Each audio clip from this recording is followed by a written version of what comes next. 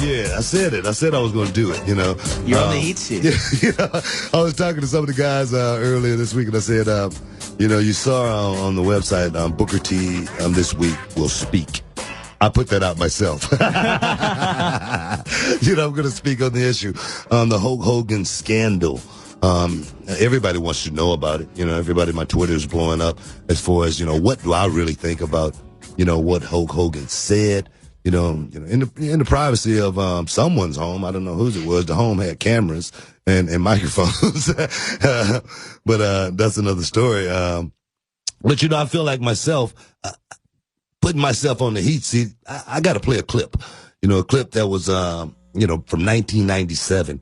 You know, before we even get started. You know, so we can kind of set this thing up. Josh Reese, my producer, roll that clip, man. Stop from this point on in WCW. We take what we want, and after we take Lex Luger and the Giant, we want the gold sucker. Hulk Hogan, we coming for you, nigga.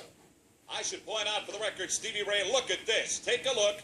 We're talking about the rack, the torture rack of Lex Luger, and what about the... Oh, man. Whoa. You were on a roll there for a minute. Man, that was the best promo I probably could have ever got in my life. That's what's so bad about it. I go back and listen to it, man. You know what's crazy is? Let me tell you something. What's crazy is, after listening to that right there, man, like I said, it sounded so good for a minute there. That's the first time I've listened to that promo ever. Really? That was the first time you've seen it? Heard it since it happened? Since it happened in 1997. That's the first time that I have listened to that promo. I swear to God. And I'm not just saying that. I mean, that's the truth. I want the world to know that. Sports Radio 610, this heated conversation. Wow. And the reason why, when I said that, I felt like I wanted to put my head in the sand. I felt like I shrank, you know, 3, 4, 5 inches. You know, I felt like I let so many people down, that had looked up to me. And, I felt, man, that was the worst day. I could actually say that, you know, besides my mother passing away, you know, when I was 14 years old, I think that was one of the worst days of my life, you know, and the thing is, you know, we got the Hulk Hogan scandal going on right now, but I think the issue is bigger than Hulk Hogan. We're going to talk about that, but I think the issue is bigger than that. And the reason why I say that is, felt like I let so many people down that looked up to me. And now that clip is on YouTube forevermore for people to watch, you know, and I get so many, brothers come up to me and they celebrate it. It's almost like an anthem, you know, and I have to tell them, look, man, no, that ain't, you know, cool. That's, you know, for me, that was all bad, man. That was, you know, that was something I wish I could take back 10 times over. That's not the way you want to ever be remembered. I wish that one clip is going to haunt me for the rest of my life, you know, and, I think about the young people that look up to me now, you know, and they go and see that clip right there. And, you know, a lot of them say, well, if Booker T said it, I can say it. You know what I mean? And my thing is, I want to let the young people out there know, and just the world know in general. The world needs to know that word need to be eradicated from the dictionary. I mean, if we can pull that Confederate flag down, we definitely could take that word out of the dictionary.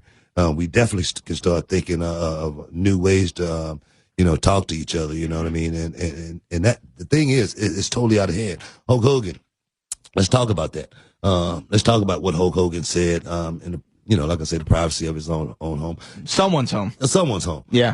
That, you know, black people this, black people that, you know, is it right, you know, for Hulk Hogan to say that? No, you know, first and foremost, it's not right. I don't think that's, you know, a way a person should, you know, talk first and foremost. And if you really feel that way, you know, let the world know it up front. You know what I mean? I mean, I can respect a person, you know, if he's telling me how he feels about me up front. A person that, you know, lies about it, you know, it's a little bit different. So I think, he definitely stepped on a lot. And the thing is, a lot of young black people, young black kids, I mean, they bought that shirt. They believed in, you know, saying your prayers and, you know, taking your vitamins, you know, and being a, you know, stand-up guy like Hogan. Man, we loved Hulk Hogan, you know what I mean? And to hear that, he hurt a whole lot of young black people around the world. And I hope he come out sometime and apologize for it. Let me ask you this, Booker, like, when you, these comments came out about last Friday. When the comments came out and you heard about it, you read about it, you've obviously known Hulk Hogan for a very long time. What was going through your mind when you read those comments? I mean, were you shocked? Were you not surprised? What was going on? I'm never shocked. I'm never surprised, and the thing is, you never know a person. You know what I mean? You could, have known a person for 20 years and then next thing you know, they snap and go and do something crazy. You just never know what's going on in the human brain. It's a very, very fragile piece of equipment. You know what I mean? So to hear it, shocked, no. Disappointed, yes. Because I've never known Hulk Hogan in that light. He's never shown that side to me. Back in WCW, when me and my brother, we had to work alongside of Hulk Hogan, I don't think, he did not want to tie up with us or anything like that. Yeah. In a match, you know what I mean? At least I didn't get that feeling. Hulk Hogan helped my brother and I, early on in our careers, back in WCW, so to hear it, definitely I was disappointed, you know what I mean?